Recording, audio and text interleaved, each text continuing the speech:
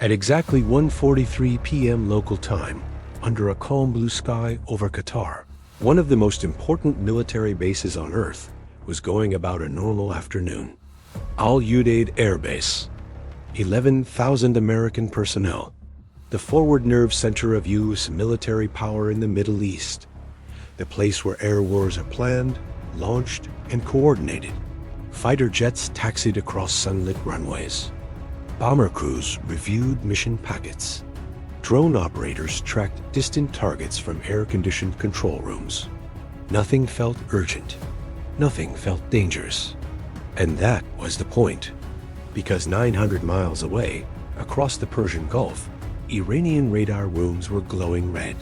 6 separate launch sites. Dozens of missile crews. A decision already made at the highest levels. This was not a warning shot. This was not symbolism.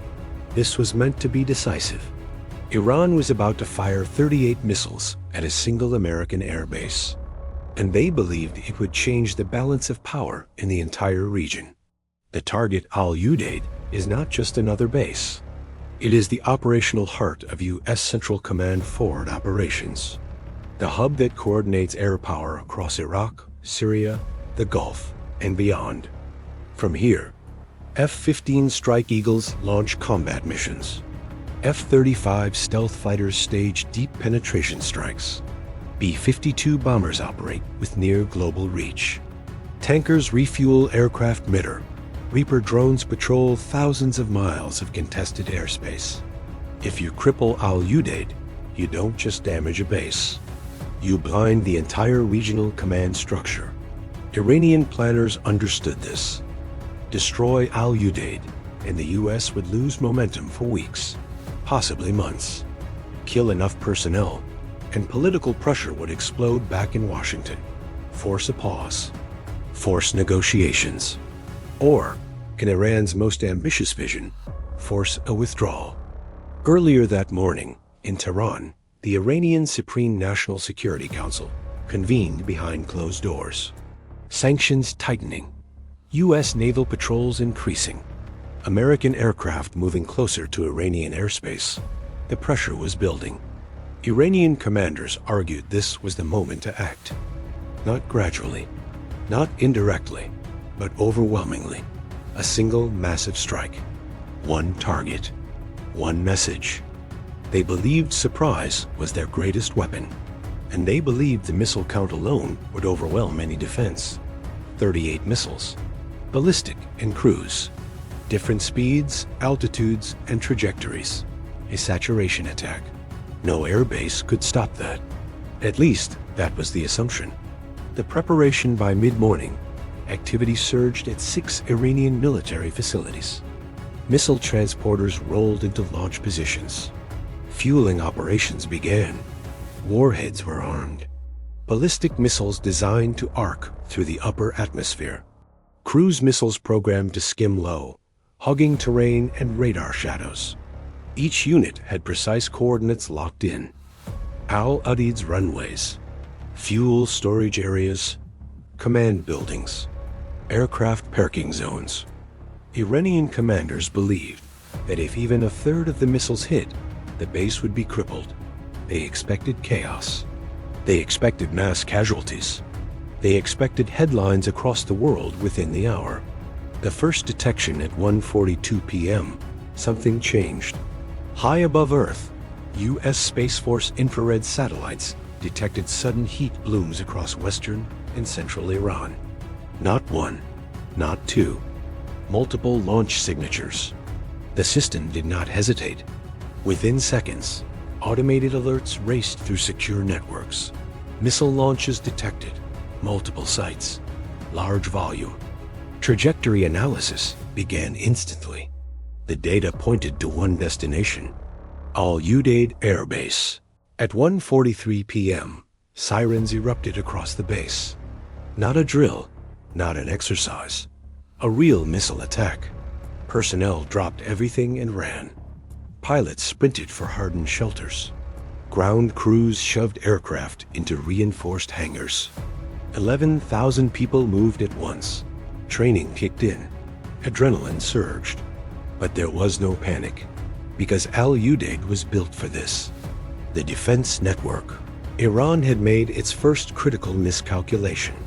Al-Udeid is one of the most heavily defended air bases in the world. 4 Patriot missile batteries ring the installation.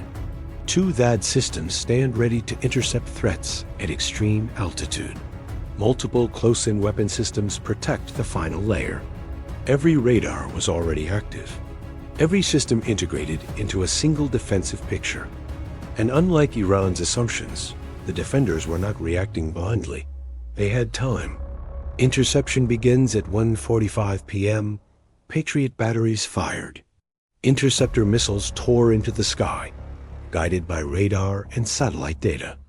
The first Iranian ballistic missile was destroyed high above the Gulf. A direct kinetic hit, a flash of light, then another, and another. Debris burned up as it fell harmlessly into the sea. But more missiles kept coming. Cruise missiles slipped in low, attempting to evade detection. This was the moment Iranian planners believed the defenses would fail. They were wrong again. Air defense in-depth THAAD systems engaged next. Interceptors climbed rapidly, smashing incoming ballistic missiles in their terminal phase.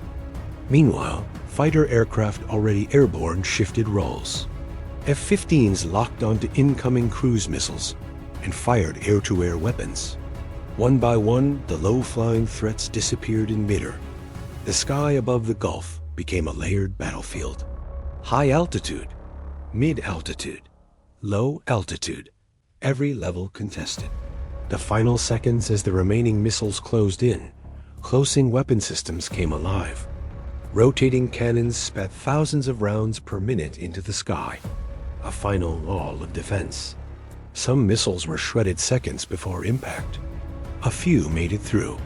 At 1:52 p.m., the last explosions echoed across the base. Dust rose, debris scattered, then silence. The assessment came quickly. 38 missiles launched, the vast majority destroyed before impact. A handful struck the base, a fuel storage area damaged, 2 aircraft hit by debris, several personnel injured by blast effects. No fatalities, no runways destroyed, no command centers lost. The base remained operational. Iran's vision of devastation collapsed in minutes. But the story was far from over, because the American response had already begun. Retaliation authorized at 1:44 p.m. While Iranian missiles were still in the air, U.S. Central Command issued a single order. Authorization granted. Iran had attacked a major U.S. military installation. That crossed a line. The response would be immediate, overwhelming, and focused on one objective: erase Iran's missile capability. The carrier strike. 60 miles offshore, the USS Dwight D. Eisenhower received the alert. Within minutes, its flight deck roared to life. FA-18 Super Hornets launched in waves, each loaded with precision weapons. Electronic warfare aircraft followed, prepared to blind Iranian radar. The carrier air wing shifted from readiness to execution in minutes. The bombers, farther south, B-1B bombers already airborne received new target data. They did not turn back. They armed cruise missiles. Dozens of targets populated their displays. Launch sites, storage bunkers, command facilities. They were cleared hot. Below the surface, U.S. Navy submarines received their orders. Vertical launch tubes opened. Tomahawk missiles erupted from the sea, streaking toward Iran's coastline. Silent, precise, unstoppable, blinding the defenses. Electronic warfare aircraft reached Iranian airspace first. Jamming began. Radar screens went dark. Tracking systems failed. Surface-to-air missiles lost lock. Iran's air defense network was effectively blinded within minutes. Then the anti-radiation missiles arrived. Every emitting radar became a target. The strikes, the first impacts hit Iranian launch facilities. Runways cratered, launch pads vaporized. Fuel depots erupted in fireballs. Underground bunkers collapsed under penetrating warheads. Command centers disappeared beneath clouds of dust and debris. Each site that had fired at Al-Udeid was hit repeatedly. Not once, but again and again. Secondary targets' missile production plants were next. Assembly halls flattened. Guidance system factories destroyed. Storage depots ignited in chain reactions. Iran's ability to rebuild was being erased, not just delayed. Additional airfields used for missile logistics were rendered unusable. Barracks housing missile crews collapsed. Command headquarters ceased to exist. Allied support Allied aircraft joined the operation. Long-range cruise missiles struck hardened bunkers. Coordination nodes vanished. Iran's missile command structure unraveled in real time. The final waves, as the last strike packages reached their targets, bombers released remaining payloads. Hundreds of precision weapons impacted within minutes. The scale was staggering. By the time the final missiles hit, Iran's missile infrastructure was no longer functional. At 2:27 p.m., the operation concluded. 44 minutes after Iran launched its first missile, the retaliation ended. The results were clear. Every Iranian facility involved in the attack was destroyed. Multiple production plants eliminated.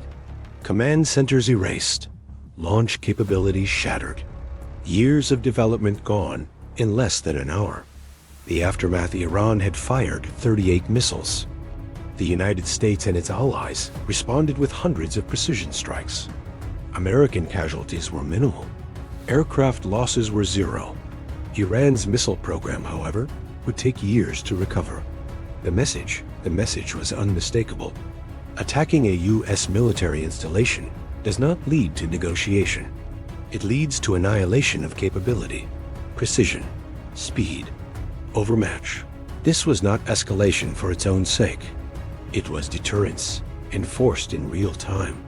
Closing at 1:43 p.m., Iran believed it was launching a moment that would reshape the region. At 2:27 p.m., that belief was buried under burning concrete and collapsed bunkers. 38 missiles were fired. Hundreds of American weapons answered. And the balance of power remained exactly where it was. Because some lines, once crossed, do not lead to talks. They lead to consequences. This was one of them.